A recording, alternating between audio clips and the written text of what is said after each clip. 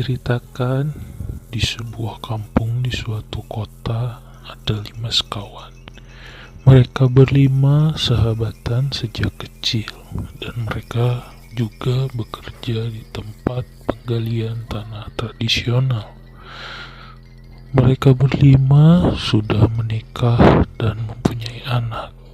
Setiap hari libur, mereka selalu pergi memancing ke Danau Jangari, daerah Cianjur tepatnya. "Besok pagi kita mancing lagi nggak?" ucap Ujang. Sore hari sebelum pulang kerja di tempat penggalian tanah. "Iya, ayo berangkat," ucap Sandi. "Kita tempat minggu lalu aja banyak ikan di sana," ucap Asep. "Gas," ucap Mul. "Izin istri dulu ya," ucap Radi. Subuh tiba. Setelah selesai sholat subuh, mereka berlima pergi memancing ke Danau Jangari. Mereka berangkat naik mobil bak terbuka milik Mul dan sampai di Jangari jam 6 pagi. Mereka memarkirkan mobilnya lalu meminta izin buat menyewa rakit bambu yang dikayu ke pemilik penyewaan. "Bah, biasanya kita sewa 5 rakitnya," ucap salah satu dari mereka. "Oh iya, silahkan. Tuh di sebelah sana. Yang mancing kemarin dapat banyak ikan," ucap Abah. "Iya bah, makasih sarannya," ucap mereka. "Iya, sama-sama. Hati-hati ya," ucap si Abah. Dan mereka pun memancing, menaiki rakit bambu. Mereka memancing berpisah, tidak berdekatan. Sore pun tiba, mereka balik lagi ke tempat penyewaan rakit. Dan ada satu orang yang belum balik lagi, yaitu Ujang. Yang balik lagi terlambat hampir jam 6 sore, baru nyampe ke tempat penyewaan rakit. "Wah, pantesan lama, kamu dapat ikan banyak ternyata. Besar sekali ikannya," ucap Mul. "Iya," jawab Ujang. "Saya minta ikannya cuma dapat sedikit," ucap Asep. "Ambil saja, sisakan buat istri dan anakku," ucap Ujang. "Kamu kenapa? Pucat bener tuh wajah," ucap Sandi. Ujang hanya menggelengkan kepala. Singkat cerita, ikan yang didapat Ujang dibagi rata ke 4 sahabatnya, dan mereka pun pulang ke rumah masing-masing. Tok, tok, tok, suara pintu diketok. "Oh, Akang sudah pulang. Wah, dapat ikan banyak. Dede, Bapak pulang bawa ikan banyak nih," ucap istri dan manggil anaknya. Anaknya masih berumur 4 tahun. "Iya mah, mana?" ucap anak Ujang. Tapi saat anaknya sampai di depan pintu, anaknya terdiam dan memeluk ibunya. "Kenapa, Dek?" ucap ibunya. Hanya geleng kepala dan wajah ketakutan saat melihat bapaknya. Ujang masuk ke dalam rumah terus mandi dan langsung masuk ke dalam kamar. Istrinya Ujang mengerti, mungkin suaminya capek jadi langsung tidur.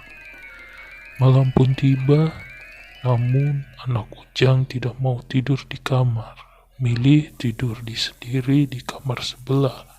Padahal biasanya belum berani tidur sendiri di kamar.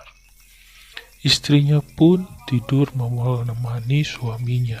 Tapi betapa kagetnya ia saat terbangun di waktu subuh, kasurnya basah kuyup. Bahkan banyak air ke lantai seperti kasurnya sudah direndam di dalam air. "Kang, bangun. Atap kita bocor kayaknya, kasurnya basah," ucap istri membangunkan Ujang. Tapi ternyata malam itu tidak hujan dan atap tidak bocor. "Kamu kenapa, Kang?" Tubuhmu basah semua dan keluar keringat dingin. Kasurnya basah karena keringatmu, Kang. Kamu sakit bukan? Tubuhmu sangat dingin, ucap istri karena merasa khawatir.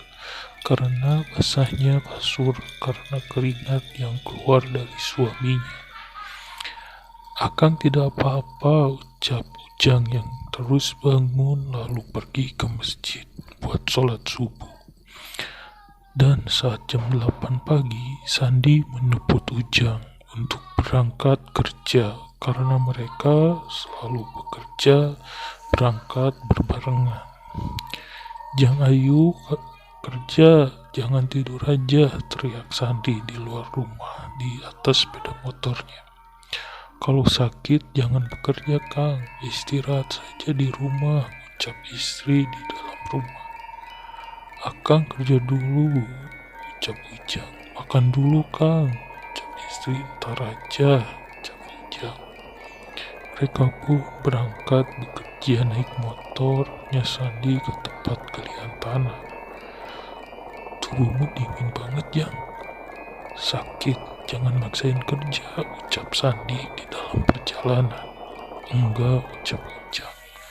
Singkat cerita, mereka sampai di tempat kerja dan ketiga temannya pun sudah di sana. Hari itu mereka kerja seperti biasanya. Keanehannya, Ujang sangat pucat dan banyak keringat yang membasahi bajunya saat bekerja. Di saat istirahatnya, mereka berlima berkumpul buat makan. Jang, kamu gak bawa bekal bukan? Ucap Asep. Ujang hanya menggelengkan kepala. Ini banyak nasi, ayo makan bareng-bareng, ucap Mul. Saya tidak lapar, ucap Ujang yang memilih diam di saung tempatnya istirahat. Dia duduk seperti yang melamun dengan wajah yang sangat pucat seperti orang sakit. Sore pun tiba, mereka pulang ke rumah masing-masing. Suara pintu terdengar. Oh, Akang sudah pulang, tumben gak bilang salam, ucap istri sambil mencium tangan. Kang, tanganmu sedingin seperti es. Kita berobat aja, kamu sakit, Kang, wajahmu juga sangat pucat, sampai istrinya. Saya mau tidur, ucap Ujang langsung masuk ke dalam kamar dan langsung tertidur pulas. Malam ini juga anaknya masih sama tidur, ibu dan bapaknya yang tidur sendiri. Dan di saat bangun setelah jam subuh, istrinya kaget melihat basah keringat di dalam tubuh suaminya.